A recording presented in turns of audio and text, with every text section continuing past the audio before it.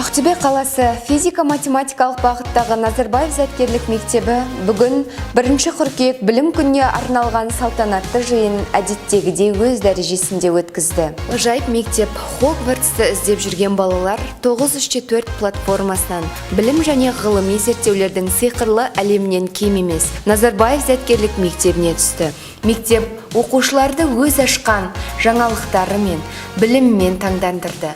Физика пәнінің мұғалімдері зымыран ұшырып, өнер мұғалімдері өздерінің шығармашылық өнерлерімен тамсандырды. Сонымен қоса, Қазақстанда Гарри Поттер және философиялық тас кітабын алғаш рет қазақ тіліне аударған оқушы Назарбаев зияткерлік мектебінен шықты. Сиқырлы қалпақ көмегімен 7-ші сынып оқушыларын шаңырақтарға бөлу рәсімі өтті.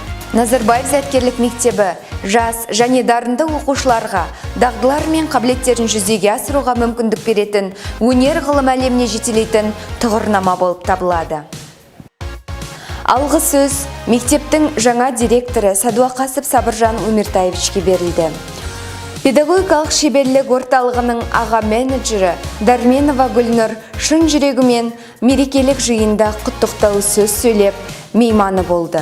Тәуелсіз еліміздің білімді жас ұрпағын тәрбиелеуде атқарған абыройлы еңбегі үшін Назарбаев зияткерлік мектептерінің дербес білім беретін басқарма төрайымы Шамшидинова Күләш Нағатайқызының алғыс хатымен биология пән мұғалімі Трубникова Людмила Викторовна мен орыс тілі пәні мұғалімі Айткулова Күрішбайзавна марапатталды.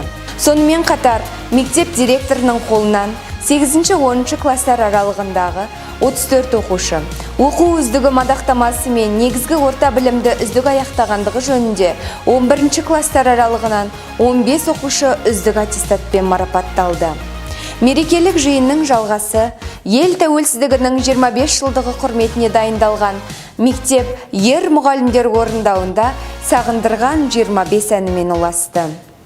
Әрі қарай мерекелік кеш мектептің өнерлі оқушылары мен Батыс-2 ауданынан арнайы мектеп үйірмесіне жиналған кішкентай бөбектердің әсем биімен жалғасты. Алғашқы қоңырау соғу құрметі конкурстық іріктеуден ең жоғары балл жинаған 7-ші класс оқушы Шымбай Диас пен желілік олимпиада жеңімпазы үздік аттестат иегері 11-ші класс оқушысы Асқарова Саидаға берілді.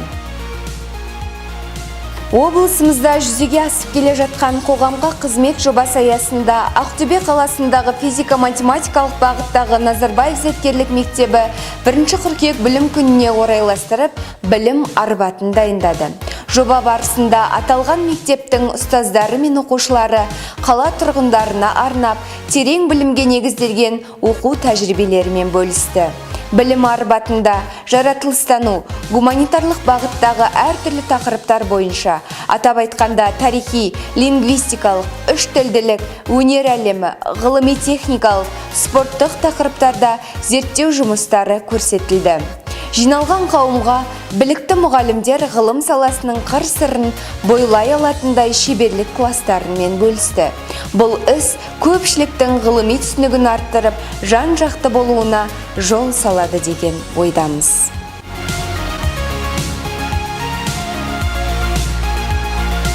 Во-первых, хотел поздравить всех с наступившим учебным годом, родителей, учеников, преподавательский состав.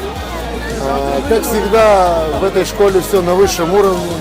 Замечательно проведенная линейка, знакомство с новым директором. В этом году новшество, которое введено, вот я вижу Арбат знаний.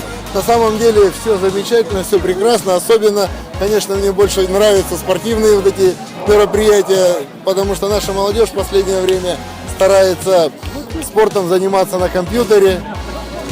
Очень хотелось бы, чтобы спорт развивался не только на компьютере, но и в жизни, чтобы дети развивались физически, не только умственно, но и физически. Директор өнеріңіз құтты болсын. Біріншіден өте жақсы екен көрініп тұр. Өйткені біріншіден тек баурап алып отыр, өз-өзін таныстырып, ата-аналардың бәрі риза.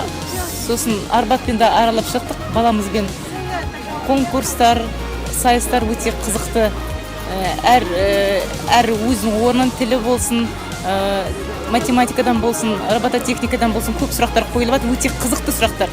Соған балдар соналарды қызықтырып, түрлі приз беріп, солармен қызықтырып алып кетіп отыр. Соған қарағанда болашақ сабақтарда одан да керемет жақсы болатын сияқты деп көзім жетіп тұр.